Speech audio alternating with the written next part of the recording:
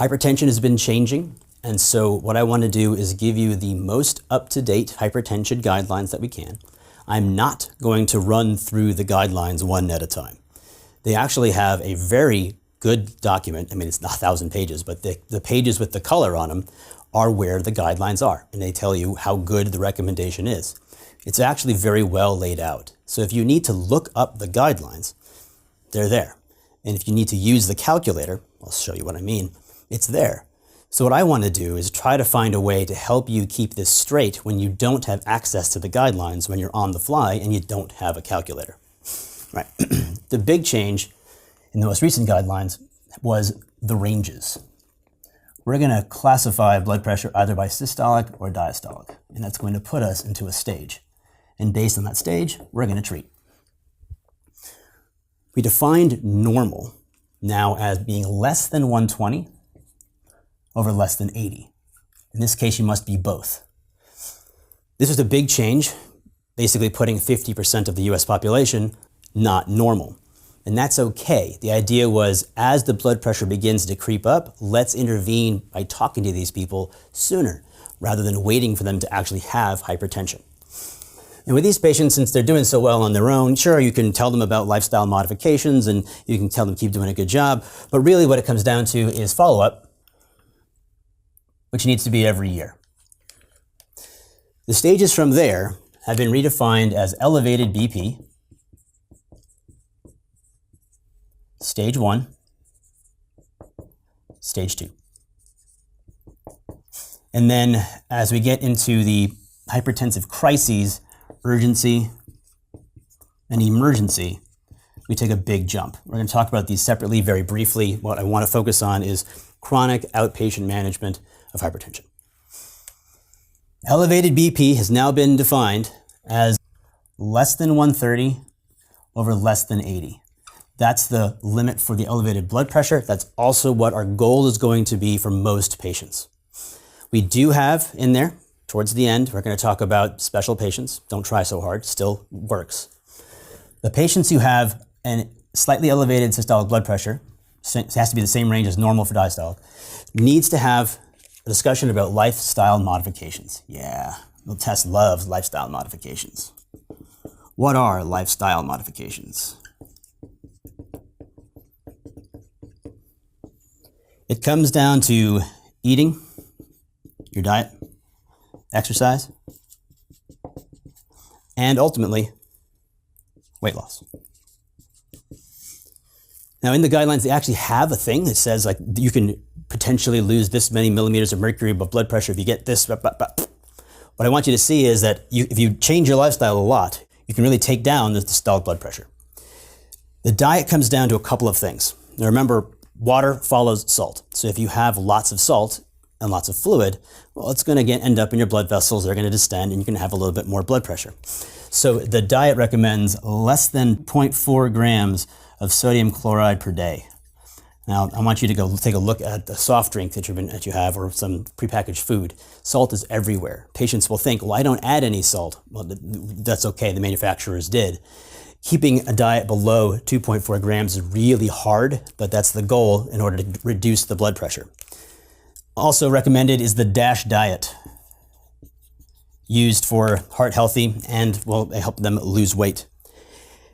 Also, potassium supplementation. Now I have to be careful with this one because if patients have chronic kidney disease or they're on medications that cause hyperkalemia, they may actually end up causing them harm. And this is supposed to be citrus fruits, not processed K. So this recommendation's in there also, so this is part of the diet. And lastly is alcohol. And obviously stop alcohol, right? And this comes in the 2 for a man, 1 for a woman deal.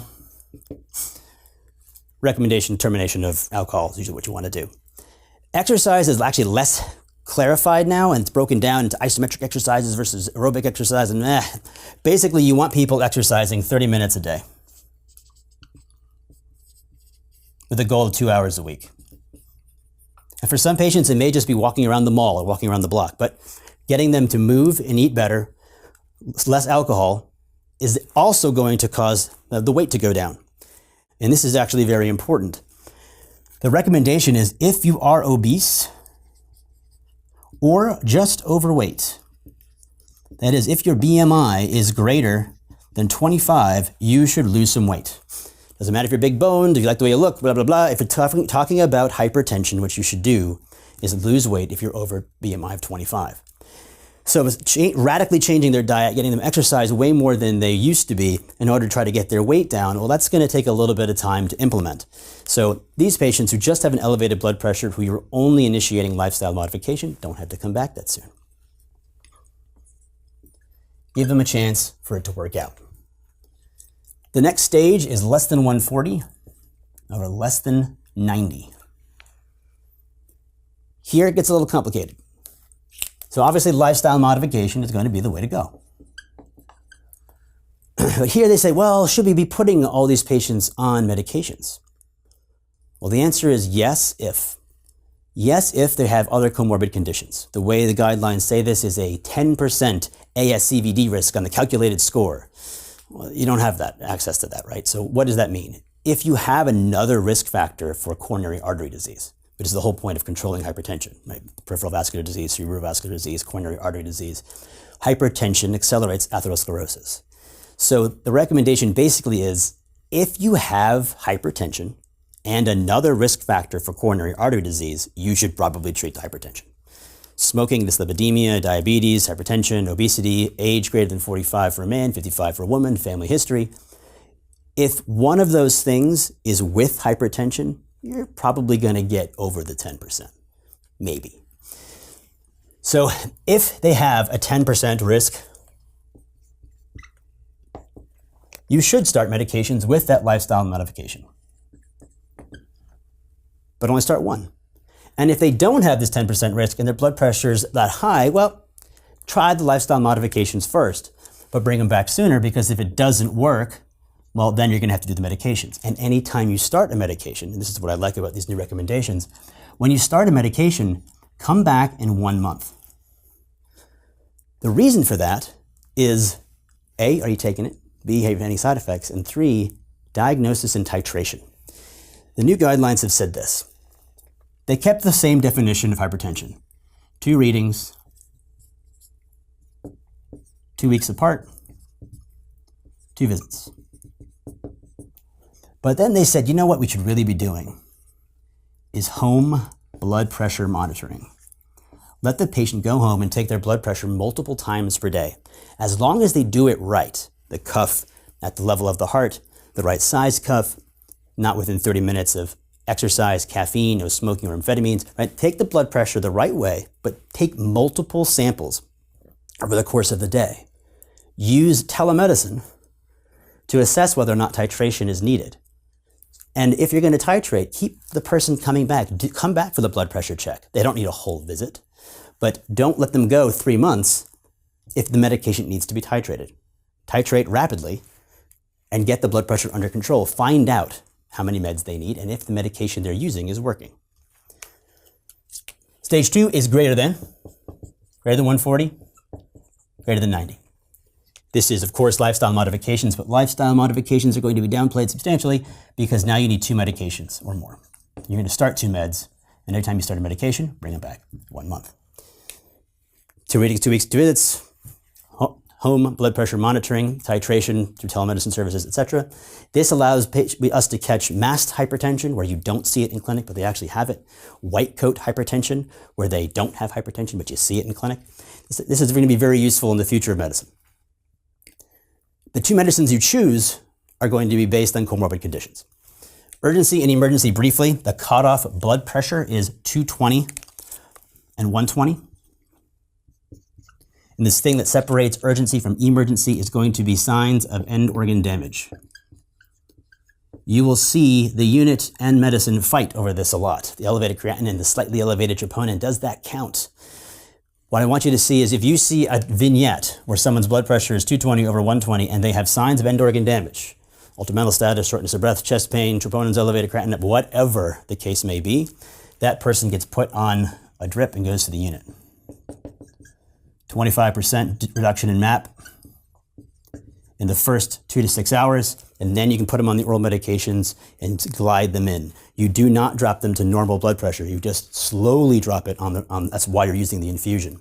Whereas hypertensive urgency, no signs of end organ damage, you can use IV medications followed up with their own orals. All right, so which medications are you going to pick for comorbid conditions? For heart failure and coronary artery disease, you're going to start with a beta blocker and an ACE inhibitor. And anytime we show ACE, almost always, except for the side effects, ACE inhibitor is an ARB. I don't remember which ones are beta blockers for this one, which ones are for that one. I just picked the ones to know that are for both. So the ones that work for both heart failure and coronary artery disease are metoprolol, carvedilol, and nebivolol. Those are the ones I remember. Notice the olols. If you've had a stroke, this is a brain, and I don't know why this is true, the combination of ACE inhibitor and thiazide is recommended. That's a gotcha. If you don't know it, you wouldn't figure that out. There's no reason to deduce it. So if you don't know it, you'd miss it. Chronic kidney disease gets an ACE or an ARB, except if it's stage 4. The small reduction in GFR from constriction of the afferent arteriole causes just a slight elevation in creatinine. And if you are already CKD stage 4, you may end up going into stage 5. So avoid in stage 4, but almost always in renal disease, whether there's protein in the urine from diabetes or there's chronic kidney disease of any kind, ACE inhibitors are the things you want to pick. For diabetes, this is the pancreas, ACE inhibitors are the choice.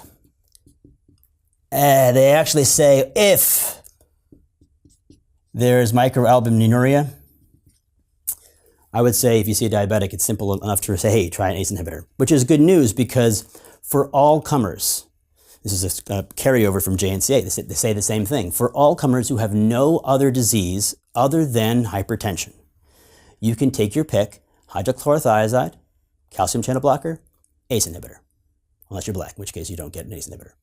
I don't like that recommendation, but that's what the recommendation is. I would learn, if only hypertension, pick one. Thiazide, ACE, calcium channel blocker. And don't try so hard. The idea being, if all they have is hypertension, the risk of giving them too much medicine is not worth the benefit. Okay.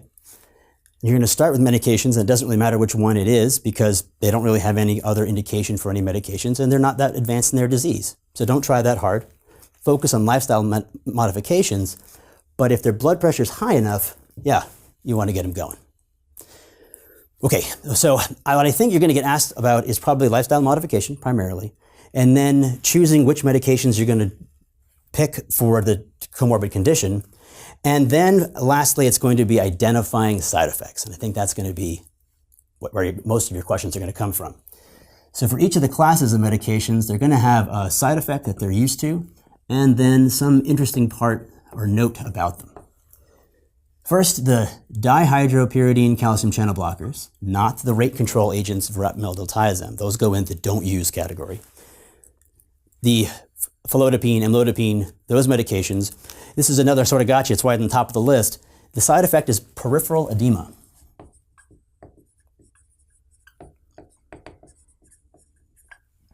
And for the notes, these actually are anti-anginal.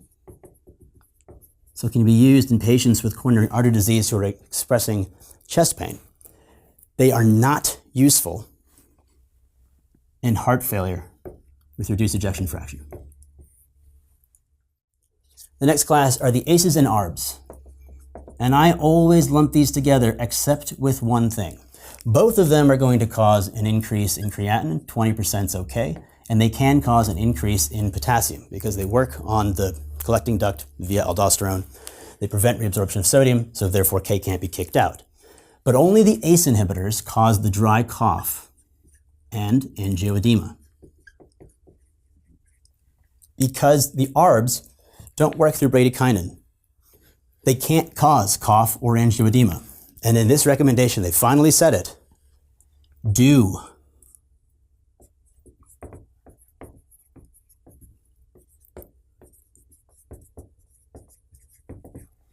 use ARBs after an ACE-induced angioedema. You're not going to find any provider who's willing to do that because for the entirety of 2000 to 2015, everyone assumed ACEs are ARBs and If you have angioedema on ACE, ARBs are going to cause it. They don't.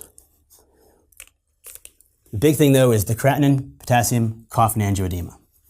And, of course, their indication is basically everything, especially chronic kidney disease and diabetes with microalbuminuria. The last of the take-your-pick medications, all comers can get any of these, are the thiazides. Hydrochlorothiazide is what we use most often in this country, though chlorthalidone has most of the medication studies.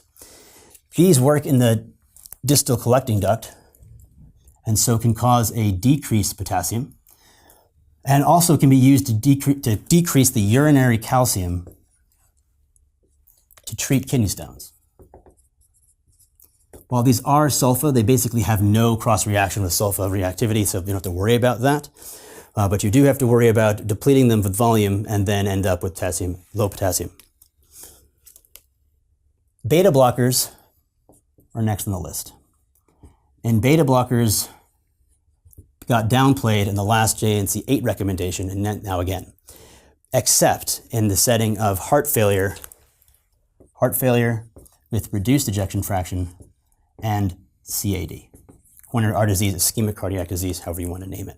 I learn and I teach all of my residents beta blocker, ACE inhibitor, aspirin, statin for coronary artery disease. Beta blocker, ACE inhibitor, CHF. Just do it. That's good for anyone who's had an MI or who has heart failure, systolic. We're not really sure if beta blockers is the way to go for a long-term effect 3 years after their MI, but I say if they're coronary artery disease, have them on beta blocker, ACE inhibitor, unless they have side effects. And the side effects of the OLOL medications, the beta blockers, is to decrease the heart rate. Yeah, there's that thing about obstructive lung disease, but basically it just doesn't happen. If you see obstructive lung disease being exacerbated by an oral medication, it's going to be beta blocker, but it's bogus. Plenty of COPD patients have beta blockers and they don't exacerbate because of their beta blocker for the MI they just had. And then we start getting into the ones that are less frequently used. Aldosterone antagonists. And I'm going to write out both spironolactone and eplerenone. Working on aldosterone, they work in the collecting duct and so prevent reabsorption of sodium, so it can also cause hyperkalemia, just like the ACE-ARBs. But this comes up on the test because spironolactone causes gynecomastia. And if you see gynecomastia, then you should pick eplerenone. Aldosterone antagonists are really only used in 2 places. People who have really resistant hypertension and you're going to start working them up for hyperaldosteronism, either primary or secondary hyperaldo, or in CHF class 3. Everybody gets beta blocker ACE inhibitor, then loops, then more blood pressure control needed. Either aldosterone antagonist or the combo dilators. The arterial dilator hydralazine, the venodilator isosorbide dinitrate. Hydralazine dilates arteries, which can cause a reflex tachycardia, and also drug-induced lupus. Isosorbide dinitrate dilates the veins, so should not be used with other nitrates or the phosphodiesterase 5 inhibitors. Using this with other nitrates can cause an unsafe drop in blood pressure. Together, hydralazine isosorbide dinitrate is the trade name Bidil, which is also used in class 3 CHF, just as the alternate choice to aldosterone. These can be used independently because the nitrates themselves are anti-anginals. So they can be used for coronary artery disease. Hydralazine is usually used in CKD5 3 times a day. Combine them, and you have medication for CHF. There are other medications that people like to use for hypertension. And there's a middle ground where, yeah, you can. Those are the doxazosin, terazosin. They're supposed to be used for BPH. But the idea is, hey, they got BPH, you put them on that med, their blood pressure got controlled, great. Just use that, don't add on anything else. But I want you to see that these generally do not control blood pressure. What they cause is orthostatic hypotension. And the medications you should not use are the central acting medications, such as clonidine. Clonidine should be avoided because it causes rebound hypertension. This can be avoided using a transdermal patch instead of the TID oral dosing to avoid the rebound hypertension, increase compliance, but clonidine should be medication of last resort. Also on this list are the non-dihydropyramine calcium channel blockers, verapamil and diltiazem. These are rate control agents used for AFib. Very importantly, they do not replace beta blockers when it comes to heart failure and coronary artery disease. Even though both beta blockers and calcium channel blockers are rate control agents for AFib, they don't have the same benefit when it comes to heart failure and coronary artery disease. Yeesh, that's a lot, huh? Well, I want to cover special circumstances very briefly. I'm not going to write on the board.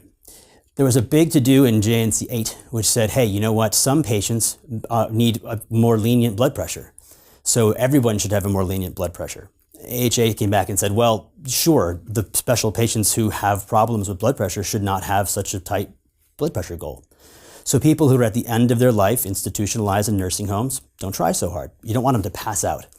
People who are on dialysis, don't try so hard. And use their dry weight blood pressure so that if they go up in between sessions, it's okay. You don't want them tanking while they're on dialysis. And people who have dysfunctional autonomic systems, the elderly, diabetics who have trouble with orthostatic hypotension, take their blood pressure standing up. Right? It's kind of common sense things, but it has to be said because otherwise you're going to titrate people into passing out, which you want to avoid. It'll be an adverse medication event. The new system is a little annoying. You just have to see the 120, 130, 140 greater than for systolic. And remember, diastolic is 80, 80, 90, 90.